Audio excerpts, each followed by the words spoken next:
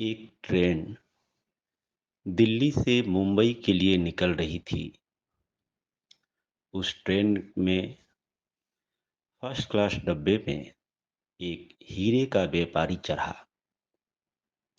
कुछ ही देर बाद उसी डब्बे में एक और व्यक्ति चढ़ा।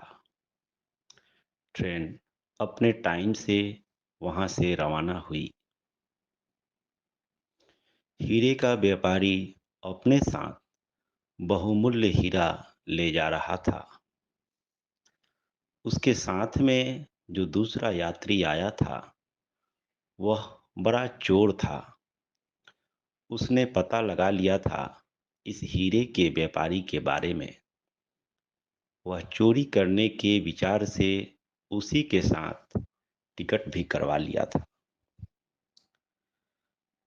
उसकी हुलिया को देखकर व्यापारी समझ गया था कि यह चोर है और मेरे पास जो हीरे हैं उसको चुराने के इरादा से ये मेरे साथ चल रहा है। रात हुई। जल्दी ही खाकर वह चोर सो गया। व्यापारी जग रहा था। आधी रात होने वाली थी। तभी उस चोर के मनःस्थिति को समझकर उस व्यापारी ने हीरे की थैली को अपने पॉकेट से निकाला और उस चोर के कोट के पॉकेट में थैली रख दिया और वह निश्चिंत होकर सो गया। आधी रात बीतने के बाद उस चोर की नींद खुली। देखा व्यापारी गहरी निद्रा में सो रहा है। उसने हीरे की थैली की तलाश करनी शुरू कर दी। व्यापारी के एक एक चीजों को टटोला, लेकिन हीरे की थैली उसे कहीं मिली नहीं। वह सोच में पड़ गया कि आखिर थैली तो इस व्यापारी के पॉकेट में ही था और हमने इसके एक एक सामान को टटोल लिया, लेकिन कहीं मिला नहीं। आखिर हीरे की थैली गई कहाँ? पूरी रात वह हीरे की थैली की तलाश करते रहा। अब सुबह होने वाली थी। वह थक गया, लेकिन हीरे की पोटली उसे कहीं मिली नहीं और थक कर वह सो गया। वह सोया, तब सुबह हो गई थी। व्यापारी की नींद खुली और उसने उसके जेब से वह थैली निकालकर पुनः अपने जेब में डाल दिया। कुछ देर के बाद जब चोर की नींद खुली तो चोर तो उस हीरे की थैली की तलाश कर रहा था। उसने देखा कि व्यापारी के जेब में अब भी वह हीरे की थैली उसे दिखाई दे रही है। अब वह सोचने लगा कि मैंने पूरी आधी रात इस थैली को ढूंढने में बिता दी। लगता है कि मैं दूसरे जेब में देखा, इस जेब में देखा ही नहीं। अब वह सोचने लगा कि आज रात की भी यात्रा है, कल दोपहर तक हम लोग पहुंचेंगे। आज रात किसी भी तरह से हीरे की थैली को हमें चोरी कर ही लेना है। दिन बीता, शाम हुई, रात होने लगी। वह चोर जल्दी से खाकर जल्दी ही सो गया, ताकि व्यापारी जब सोए तो वह जगकर हीरे की थैली की चोरी कर ले। मध्यरात्रि हुई। अब व्यापारी को लगा कि अब इसका जगने का समय हो गया है और मुझे सोना है। तो पुनः उन्होंने उस हीरे की थैली को निकालकर उसके कोट के जेब में रख दिया और वह सो गया। व्यापारी व्यापारी गहरी निद्रा में निश्चिंत होकर सो रहा था। कुछ देर के बाद उस चोर की नींद खुली, क्योंकि मध्य रात्रि के बाद ही चोर जगते हैं। वह जगा और वह हीरे की थैली को टटोलने लगा। आज रात अंतिम रात थी। व्यापारी के एक एक चीज को उसने टटोल दिया, सब कुछ देख लिया, ऊपर से नीचे तक छान मारा, लेकिन कहीं भी उसे हीरे की थैली मिली नहीं। वह परेशान हो गया, व्याकुल और बेचैन हो गया। धीरे-धीरे अब सुबह होने वाली थी। वह अब काफ़ी थक चुका था और निराश भी हो गया था। वह सोच रहा था कि आज तक मैं कभी कहीं हारा नहीं और आज मुझे आश्चर्य हो रही है कि हीरे की थैली गायब कहाँ हो जाती है। हार थक कर, निराश होकर चोर सो गया। व्यापारी की नींद खुली। उसने देखा चोर गहरी निद्रा में सो रहा है। उसने उसके कोट के जेब से अपने हीरे की थैली को निकाला और पुनः अपने कोट के जेब में उस थैली को रख दिया। कुछ समय बीता। चोर की नींद खुली। जैसे ही उसकी नींद खुली, उसकी नज़र व्यापारी के पॉकेट पर ही गया। देखा वहाँ अब भी हीरे की थैली पड़ी है, क्योंकि वह ऊंचा दिख रहा था।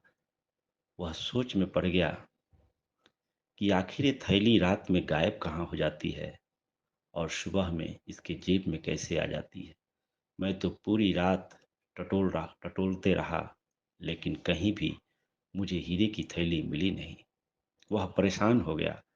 अब उसको लगा कि मुझे सत्य को स्वीकार कर इस हीरे के बारे में हमें इससे ज़रूर पूछ लेना चाहिए, नहीं तो जीवन भर मुझे पछतावा रहेगा कि आखिर हीरे की थैली कहाँ चली जाती थी। उसने व्यापारी को हाथ जोड़कर प्रार्थना करते हुए बोला कि अब तो हम दोनों को उतरने का समय आने वाला है। मैं तो चोर हूँ और मैं हीरे की थैली को चोरी करने के उद्देश्य से आया था, लेकिन 2 रात मैं पूरी तलाश किया। हीरे की थैली मुझे कहीं मिली नहीं और जब भी मेरी नींद खुली तो हीरे की थैली को मैंने आपके पॉकेट में देखा। व्यापारी हंस पड़ा, बोला, जब तुम ट्रेन में आए उसी समय हमें भी पता हो गया था कि तुम चोर हो और तुम हीरे की चोरी के इरादा से ही हमारे साथ चल रहे हो। मैंने सोचा मनुष्य की एक बहुत बड़ी भूल को हम पकड़ रखे हैं। हम जानते हैं कि मनुष्य दूसरों में तो ढूंढता है, दूसरे में टटोलता है, लेकिन स्वयं में वह देखने का प्रयास नहीं करता। जब तुम सो जाते थे तो मैंने अपने हीरे की थैली को तुम्हारे कोट के जेब में डाल देता था और मैं निश्चिंत होकर सो जाता था। लेकिन तुम मेरे जेब को तो टटोलते रहे, मेरे एक एक सामान को टटोलते रहे, लेकिन कभी तुमने अपने जेब में तलाश नहीं किया। दूसरी रात भी हमने ऐसे ही किया। जब तुम सो गए मैंने अपने जेब से हीरे की थैली को निकाला और तुम्हारे जेब के कोट के जेब में रख दिया। कल की रात भी तुम पूरी रात मेरे एक एक सामान को देखते रहे, लेकिन कभी तुम्हारे मन में ये भाव नहीं हुआ कि मैं अपने भी जेब को देख लूं।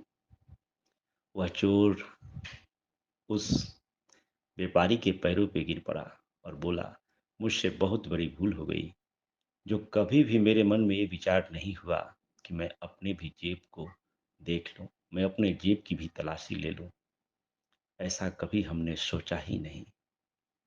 मित्रों, ऐसी ही घटना, ऐसी ही सिचुएशन, परमात्मा कहें या ईश्वर कहें, खुदा कहें, गॉड कहें या अल्लाह कहें, हमारे साथ भी उसने ऐसे ही खेल खेला है। स्वयं सृष्टि को बनाया, स्वयं हमें बनाया और हमें बनाकर वह हमारे ही भीतर प्रवेश कर गया। लेकिन हम भी उस चोर की भांति दूसरों में ढूंढ रहे हैं, दूसरों में टटोल रहे हैं। कभी भी हम अपने भीतर टटोलने का प्रयास नहीं करते हैं और वह मुस्कुराता है कि देखो, इसे इतनी भी समझ नहीं आती है। वह दूसरों में ढूंढने का प्रयास तो करता है। जिस तरह वह व्यापारी हंस रहा था चोर की मनः स्थिति पर, वैसे ही परमात्मा कहो, खुदा कहो, गॉड कहो, अल्लाह कहो, वो भी हमारी स्थिति पर शायद हंस रहा होगा, क्योंकि हम बाहर तो ढूंढ रहे हैं, बाहर तो टटोल रहे हैं, एक बार भी हमारे मन के भीतर यह विचार नहीं जगता कि मैं अपने भीतर देखूं तो सही, मेरे भीतर क्या है। क्या वो बहुमूल्य खजाना जिसकी हम तलाश कर रहे हैं वह हमारे भीतर भी है।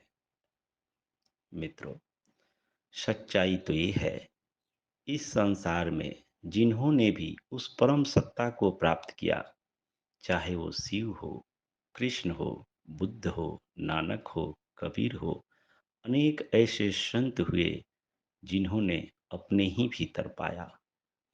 आप भी अपने ही भीतर पा सकते हो, क्योंकि स्वयं को बनाने वाला स्वयं के भीतर ही प्रवेश कर गया।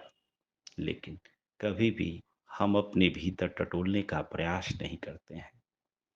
चाहे मार्ग आध्यात्मिक क्षेत्र का हो या वैज्ञानिक क्षेत्र का हो, जिन्होंने भी पाया, जितने भी खोज हुए, अपने भीतर खोज हुए और अपने भीतर ही मनुष्य अपने भीतर अनुसंधान करते हुए, सत्य का अनुसंधान करते हुए परम सत्य को प्राप्त कर लिया। वैज्ञानिक क्षेत्र में अपने ही भीतर अनुसंधान करते हुए अनेक आविष्कार हुए। मित्रों, अपने भीतर ढूंढने का प्रयास करो। सफलता असफलता आपके प्रयास और न के नहीं प्रयास के कारण ही प्राप्त होता है। अपने माही टटोलो। आप सबका मंगल हो, सबका कल्याण हो, सबका भला हो, सबकी स्वस्ति हो, सबकी मुक्ति हो, चहु और सुख हो, चहु और शांति हो।